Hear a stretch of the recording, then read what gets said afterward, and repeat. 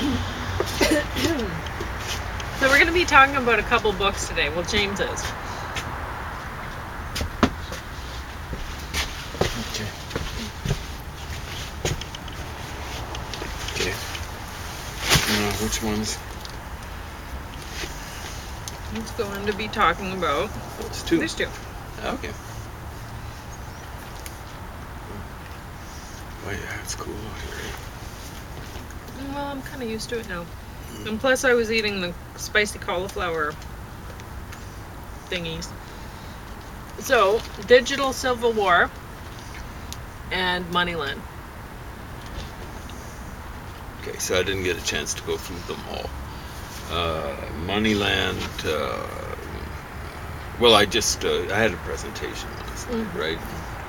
You got to kind of take care of business. Even though the courses are free now, I'm so old that I'm a senior, and sometimes my back feels like a senior. Generally, I don't behave You're like a feeling senior. bad today. No, not at I'm laughing about it. So I get the courses for free at university. But the whole thing is I'm taking it, not auditing it, but taking it for marks. Now, I like those A's with a little bit extra at the end, up to the northeast. The A. Looking at it as though it was a map. At any rate, I took good care of that presentation last night based on what the instructor was saying. He works really hard on them, way harder than he should, probably. But just so long as I don't get stressed out, So the thing is, I usually get some pretty good marks. Well, his eyesight isn't what it used to be. Sometimes so he it's went a little hard. Blew up his notes his cue cards so that he could read. The way I did that. The thing is, when you get old, you make fun of yourself. People love it, right? Because old people are a cause for fun, right? And as are kids. And you get people on your side. I understand people underestimate older people. If older people most people just let their mind go to rot after they get out of high school. But, after they get out of elementary school. It really starts in about grade 5. Yeah, well, some people, when they go to university, once they get out of university, it rocks. Yeah. But at any rate, and then, for people who get the PhD, it starts rotting at age 30. But there are all sorts of exceptions. I try to be a bit of an exception. And so usually when I'm taking a language course, I get the highest mark. So even though I'm a senior and stuff like that. At any rate, I haven't had a chance to go through these entirely, but when you start most of these best-selling books and stuff like that, you know what's happening. You read the blurbs on the back, you read the biography on the back, and then you start it, and you read the introduction, start it, the real body. So, yeah, this is a very sobering kind of book, Moneyland, the inside story of the crooks and kleptocrats who rule the world. Well, we let them rule the world,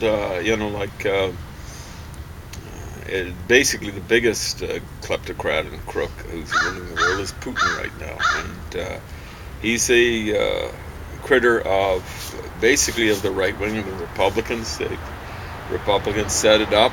They'd set up so many different ways of corrupting like gerrymandering,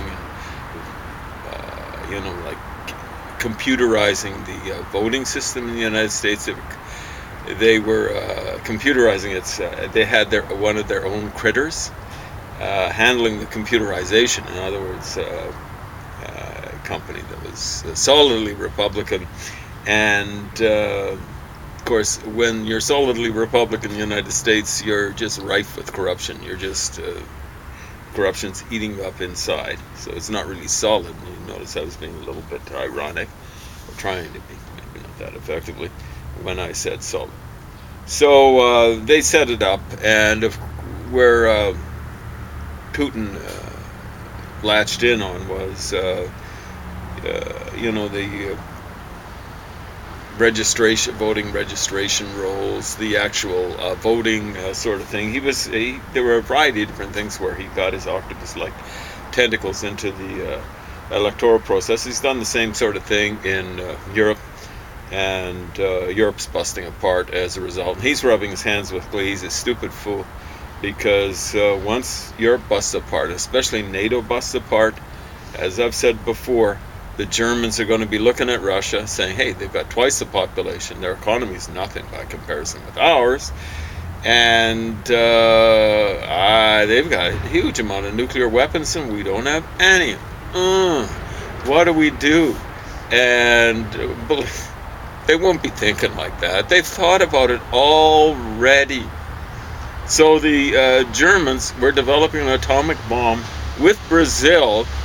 How long ago? I think it was the 80s or 70s. And like I was joking with people, I was saying, how long would it take Germany, once NATO falls apart, to develop an atomic bomb? And they're going, And then I'd say, yesterday. And I was joking on the square because they've already got the technical capability. The only thing that Germany needs to get an atomic bomb is the will. And believe me, when they're going it alone against Russia next door, they will have the will, and then it'll be just a matter of devoting economic resources to developing. NATO falls apart and other sorts of things fall apart. Japan is left with Russia over on the other side of things. The whole idea with NATO and the Seattle and these various alliances the U.S. set up during the Cold War was not to, like, close your ears now. Go to your safe place or something like that, you fake left-wingers who can't stand to hear the truth. And they set up safe places at the university when something offensive is going to be said. Honest to God. They wanted to declare universities safe places for stuff. The truth oftentimes for them is violence. That they classify it as violence. So here, you fake left-wingers who think truth is violence. NATO and other alliances set up by the United States in the Cold War was not set up to extend the American empire. Newsflash, this happened just a little after 1945, but it's a newsflash for nudniks. I'm not going to go nudnut. They're nudniks. I'm taking Russian. You guys are flunky, fakey agents for communism, okay? You nudniks out there. The United States actually gave up the Philippines right after World War II. They gave them up. They'd been stolen from Spain in the Spanish-American War roughly 50 years before, 1898, I believe it was. So, newsflash, that's more than 70 years ago, but the United States was actually giving up on traditional empire. Yes, there was something like an empire that they set up. They all of a sudden had a military presence. But how big was the American military before World War II? I think it had something like the third biggest country in the world in terms of population. I'm not talking about size, geographic extent, but population. And how big was its army? It was 17th in the world. How is that for maintaining an empire? They weren't interested in the kind of Cold War empire until they realized there were going to be atomic bombs. So the reason why they set up NATO and Seattle and other organizations was mainly because they didn't want Germany to have to face Russia. They didn't want Japan to have to face Russia alone, because Russia would have atomic weapons, and what would Germany and Japan have? Oh, atomic weapons. And they had this tradition of militarism, and they'd want to go back to the vomit of in the Japanese militarism and German Nazism. Nazis and Japanese military types with atomic bombs. Wow, brilliant. Yeah, they set it up that way. And guess what? They managed to beat, well, they didn't really beat Japanese militarism and German Nazism out of them. They just kind of seduced it out of them. And those two societies ended up being, however, like underneath there, you scratch and you don't like. I'm part German, so hopefully I'll talk about Germany. You scratch and you don't like what you see. You don't like what you smell, actually. But the societies are at least nominally Pacific. So, yeah, there's a lot of this stuff happening, and Republicans have set it up. The Democrats have had to go along because the voters have basically been voting Republican ever since Ronald Reagan. Actually, voting Republican since Nixon, really. And there's reasons for that. And the main reason for that is the Americans wanted to vote left-wing. And they wanted that since, newsflash, since 1932, for 20 years in a row. After 1932, they voted Democrats, and the Democrats were way more left-wing than they are now. And then what happened? What happened was 68. And the same thing happened in France, in the United States as in France, roughly. In France, it was a little bit more like nip and tuck. They say that they almost overturned the de Gaulle government with the revolutionaries, all these 60s long hairs. I was a long hair in the 70s, and to a certain extent in the 60s, as much as my school would let me. And but the shenanigans of some of those people, like, at least an idiot like Ginsberg, the poet Ginsberg, he's looking at San Francisco early on. It might have been 66. This is according to his own account. And he says, are we making a mistake? And if I'd been there, and more mature than I was then, I would have said, geez, I hope it's only one mistake. I hope it's only one, because I think it's a multitude of mistakes. All the stupidity that was coming down. And you get a person in the United States who wants to vote left-wing, but isn't a stupid idiot like Abby Hoffman or Jerry Rubin. All these stupid flunkies that had provoked the police riot in 1968 in Chicago. All these stupid idiots are going, geez, do we want these flunkies ruling us? I don't think so. And, anarchists. All these stupid morons. Does anarchism work? Look at Woodstock. Yeah, the music's great. Listen to Woodstock, but then look at it. What were you going to say? I was going to say that there are a lot of, like, you take the Sea Shepherd, right? Oh, yeah. And take it, please. Yeah. And the Red Hot Chili Peppers were backing him. They were were money. Totally promoting, trying to encourage people to follow that sort of thing. And that doesn't work. So he just does whatever he wants. Like he's just like an ancient king or emperor used to be. He does whatever he wants. He has no democratic controls. Anarchists do not believe in democracy, however much they might yip and yap it. Well, what they believe in is direct action, and it's whatever they say, whatever they do, counts. They don't believe in democracy. Democracy, as the way it's set up, it's part of a empire, or it's part of a kingdom. It's government. They don't believe in government and stuff like that. No one's going to rule them. Well, guess what? That's the way it was in ancient times. Marx got it right. Capitalism is economic anarchy. Did you know that's how he characterized it? He knew about anarchists. They were around in his time. And well, they've always been. Basically, like political anarchy. Really, you get rid of law and stuff like that, and that's what tyrants love. Here's the deal. Here's Louis XIV. L'État, c'est moi. The state, it's me. Right?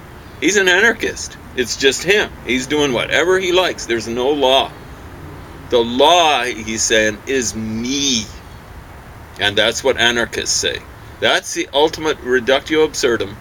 And the absurdity is with them, not with me. I can see your breath there for a minute. Yeah, I'm getting steamed up, I'm telling you. No, it's the world's in a bad just chilly. place. My grandma was and to understand, you stupid, dumb left-wingers, starting in 68, well, not starting in 68, but that's when it happened. The voters, they keep on saying, hey, they almost overthrew Charles de Gaulle. Really? Because there was an election. I think he might have called it an early election. Anyway, there was an election right after '68, and it's supposed to have shaken the foundations of de Gaulle and the Gaullists. And understand, I hate de Gaulle, right? But what were the results of the election? De Gaulle got more support than he had before. Okay, let's look at '68. What happens is Robert Kennedy gets assassinated, I think it's in June or July. '68, he's a front runner, looks as though he's going for a Democratic nomination, looks as though he's going to win. And he's running on a peace platform.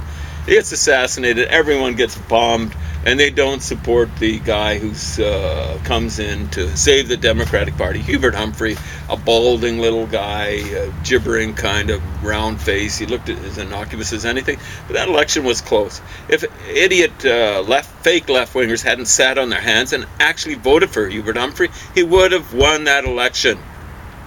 And he was actually a kind of left of, from what I can tell, left of center Democrat. He would have continued the kind of stuff that the Johnson had been doing in the '60s, the Great Society and stuff like that. Yeah, Johnson was running that war, but the things that he won in terms of civil rights and in terms of Johnson was a liar, understand, corrupt liar, but Great Society was, Hubert Humphrey might have got something like Medicare. But no, what did these stupid fake left-wingers? They sit on their hands with their thumbs, I hate to think where, and they let Richard Nixon get elected. And those bozos are in. Yeah, they ultimately get together and get him impeached, get him to resign by threat. Would you recommend the book? Yeah, I'd recommend it. What can I say? But but understand, what we're looking at is the symptoms of something that go way back when. I'm mad at right-wingers. I'm mad at the Republican Party, but I'm mad at you fake left-wingers out there. You're responsible for this. Well, so are the Republicans, but you're responsible for losing the majority of American people, or close to it, to the point where the Republicans can cheat. And now Putin can cheat. But the only people that are up leading the parades, or like the protests, the marches, they're the group of either the yellow corner or the red corner, right? And usually it's the yellows. Oh, you mean over there? The protest leaders, the ones that are. I'm against both. Come on, chat with me, whatever. Yeah. They're and they're leading the Greens astray, and remember the book was saying the people that had the problems with conflict with the yellows are the blues. So they're going to be, think about your comic books that you've read, and you've loved the comic books, and the villains are the blue guys. They're the scientists Oh, they tend to be blue guys, but they don't wear blue on the No. Yeah. But they're the scientists. Oh, yes. This goes back to the 50s at the very least. Yeah. So the fingers are being pointed that way. And also, if I've noticed that if somebody who's, like, you got to pay attention to this. Read about it. Find out, not the book that I read necessarily. That one, whatever. That'll give you a basic idea of, I should write the test and figure out, and then study the test and study, wait, what would have made me, I test this way, like, I actually test, I'm as passive as you can be on I'm a green, but I'm right at the edge of being a blue. According to the test, I'm as passive as you can be. And you know what? If I could be outside the lines and be more passive, I would be there. So passive but not submissive. So because she's up, kind of in the middle there. Yeah. So I don't choose to submit. I can if I see that there's a cause, that if somebody's doing something and I can see, oh wait, this would benefit the world in some way that I can see, what they're doing. Their motivations are different than mine, but I can work with them and help them out. Then I'll do that, right? But anyway, a lot of people, if they see that I'm not quite malleable. If they're yellow and they'll try to get all of the greens to push down a blue. Pay attention to it. Pay attention to who you're working with, who's around you, and they'll try to get. They don't necessarily attack the blue themselves. No, they'll get all the greens to do it for them. And yeah, you sit there and watch it, and you're like, oh my gosh, this isn't in their best interest. No, not in the greens' interest. They're not in the greens' It's not interest, in anyone's best interest, really. But that's who they're going to go for. Sometimes they'll attack a red, but honestly, the yellows are just as aggressive as the reds. They're aggressive. They're on the aggressive side, and you have to understand that. So when sometimes I've had a yellow see me because I'm not submitting, and they notice I'm not submitting, and they're thinking, gosh, maybe she's a blue. And they feel me out, and they can tell I'm not a blue, but boy, if I'm not careful, they'll get all the other greens that I work with against me, even though I'm a green. They play on people's emotions. They're very effective working for the reds and stuff like that. So they're the people that tend to run advertising campaigns, and they think that they're creative, and all they're creative at is manipulating people, really. Yeah. So yeah, your analysis, I think, is pretty darn good. Anyway, we'll move on to this thing. You better, because I might kick out. Yeah, that's right. So what the hey is this one called? Digital Civil War, confronting the far right menace. Okay, let's take this one out. Peter Daou. So Peter Daou is a American raised in Beirut, where he survived the Lebanese Civil War. You see, like, he actually comes from Lebanon. What's wrong with his name?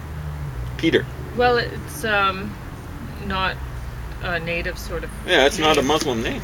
So Peter Daou, he comes from Lebanon, right? Lebanon used to be majority Christian, right? So he's a Christian then, or were his parents? Well, his parents would have been, right? So this is how hard it is when you're coming from the Middle East to get to make your name and fame in the United States, because they're so prejudiced at what. Racist in the United States. It's awful. You come from the Middle East, you look a little bit foreign, a little bit dark, he's a person of color, you just can't make it. Like, he's got a book published. At any rate, I can hold it while you talk. Yeah, exactly.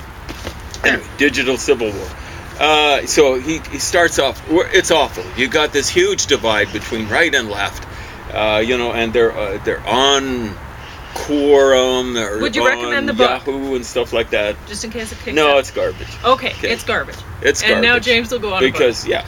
So there's this huge divide. Like there's no meeting in the middle. But whose fault is it? Oh, it's the far right menace. Now understand, there's a far right menace. But you look at the world. I'm going. This is just preliminary finding. I was checking out to see who's committing. Like you'll get in the United States, some studies will say, geez, like there's 3 times as much domestic violence coming from the right wing in the United States than there is coming from Muslims. But then another study I ran across, it was run by something that seemed to be a little more trustworthy to me. It's about 50-50. Now what's the problem with that? You got 50% of the violence, or at the very least 25% of the violence being committed by Muslims. What percentage of the population are they? 1% per capita. Even with the thing that I think was potted, the plan was potted, that's 25 times the amount of terrorism that they're allowed to do, as far as I'm concerned. That's too high in the United States. 25 times. If it's the 50%, more than 50%, it's 50 times. That's unacceptable. Now, understand, the right-wing terrorism is unacceptable. But when you look at studies across the world, what was the study that I was looking at? It was 130. It was a particular month, 130 cases of terrorism. I think it was January, you were saying. January, of last year, maybe? 130 cases of terrorism. And, geez, I'm telling you, there were 30 cases of left-wing violence. Maoists, Naxalites in India and stuff like that. That's one per day. That's smoking. That's way too much. So it was actually 29. Okay, 29. Just, you left wingers, you got to, it's terrible. Now, how many Muslims? 100. What? There may be a billion left wingers if you include China in this world. And it tends to be Maoists that are doing this kind of stuff. But there's a bit more than, we'll say 1.7 billion. But it's the same order of magnitude Muslims. You're kind of overrepresented in terms of doing the terrorism. Kick it back a little bit. At least get it back to what the Maoists are like. Bertrand Russell, way back when the Russian Revolution first occurred, compared Bolshevism to Islam. I want to see you guys get down to the level, you Muslims, get down to the level of the communists. Otherwise, I'm going to be looking at the results. I look at statistics. I don't care about how long Islam has been around, how long Bolshevism has been around, how long capitalism has been around. I look at the statistics, and the statistics look to me like you're doing more than 3 times of the violence of the communists. And communism, I hate. Okay. Now, hold on a second. We looked at right-wing stuff, we looked at Muslim stuff, and it was out of 130. I want to find, or left-wing stuff, the communist stuff, that was 29. Muslim stuff was 100. There was one that, they had swastikas to indicate right-wing stuff. So, hold on. 100 plus 29, and it's out of 130. How many things were done by right-wing organizations? 1. And I know if I checked out the media coverage, it would be, oh man, the world's going to heck. These crazy right-wingers going nuts. I understand they're going nuts, but left-wingers out there are 30 times worse based on that. I'm going to be looking at lots and lots of months and analyzing. It can't be that bad. 30 times worse, and Muslims 100 times worse. I look at the stats, dudes. And you left-wingers and Muslims, I'm looking at it. I'm not judging it on the way I'm told to think. I'm judging it on the stats. You get your stats down.